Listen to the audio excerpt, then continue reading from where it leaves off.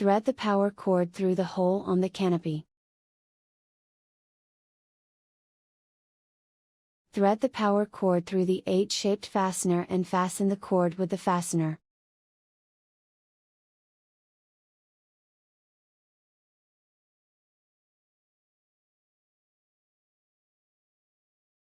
Connect the black wire to the black hot wire with a P3 wire nut and turn the wire nut to twist the wires together.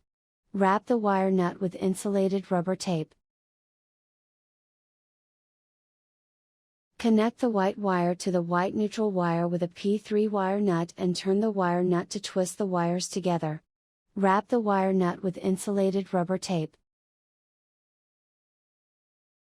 Drill holes on the wall according to size of drywall anchors and gently tap the plastic drywall anchors into the hole with a hammer. Drill another small hole for the ground wire screw.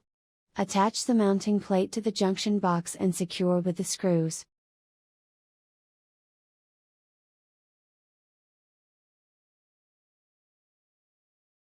Loosen the screw for securing the ground wire, wrap the ground wire onto the screw and then tighten the screw.